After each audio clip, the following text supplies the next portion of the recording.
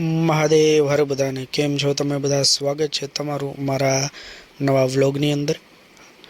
તો આજના કાર્યક્રમની શરૂઆત કરી પહેલાં આમ જુઓ તમે, જો મારી બેન, અને આ બધો ભંગાર નથી પણ આ બધો રસોડાનો સામાન છે, કારણ કે રસોડામાં થોડુંક કામકાજ ચાલુ છે। નાનું એવું જરાક અમથું ફર્નિચર કરીએ છીએ, એનો બધો એ સામાન છે।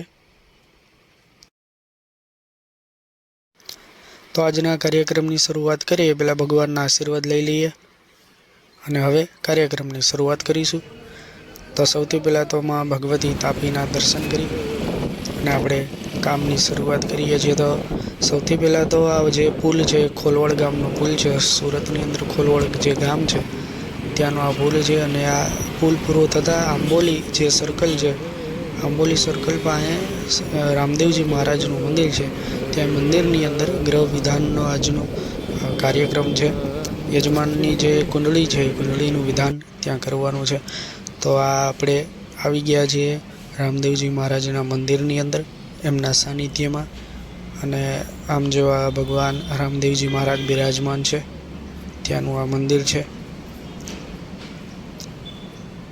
અને આ મંદિર જે પૂજારી છે એ બ્રાહ્મણ જ છે, ભૂદેવ જ છે, ભરતભાઈ છે નામ।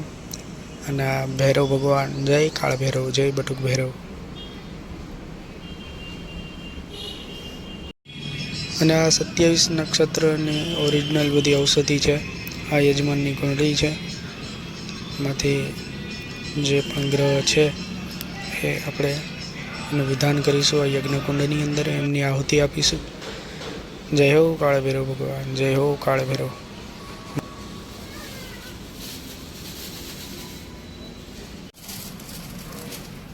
પૂજા અહીંયા બધી પરિપૂર્ણ થઈ ચૂકી છે। હવે યજ્ઞની તૈયારી કરીએ છીએ, આહુતિની તૈયારી કરીએ છીએ।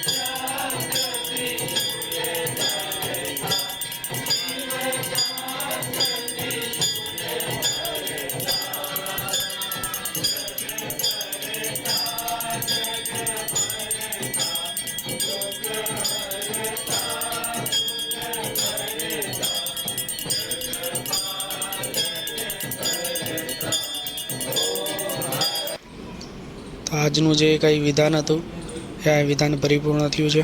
હવે ભગવાન રામદેવજી મહારાજના આશીર્વાદ લઈ હવે આપણે બીજું જે કામ છે, જે લગ્નવિધિનું કામ છે, ત્યાં હવે જવાનું છે। રાતના લગ્નવિધિ છે અને હવે 5 વાગ્યાનો સમય છે ત્યાં પહોંચવાનો। તો હવે આપણે ત્યાં ફાર્મની અંદર, આનંદ ફાર્મ જોવા, જે ફાર્મ છે આનંદ ફાર્મ, આનંદવાડી છે, મોટા વરાછા જે વેલંજાવાળો રોડ આવે ત્યાં વાડી છે, દુખિયાના દરબારવાળો રોડ। હા જો વરાજો આવી ગયો છે।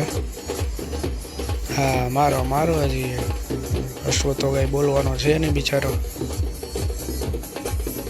હા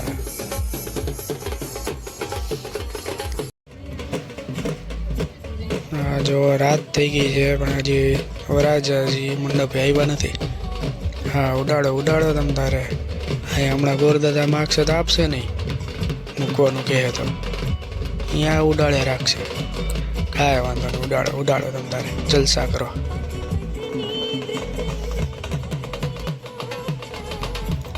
હવે અહીંયા બધું લગ્નનું કામકાજ પતી ગયું છે.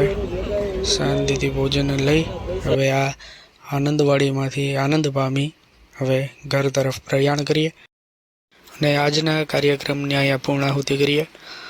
જો કે પૂર્ણાહુતિ તો થતી જ નથી ક્યારેય, કામની માત્ર અલ્પ વિરામ લાગે છે.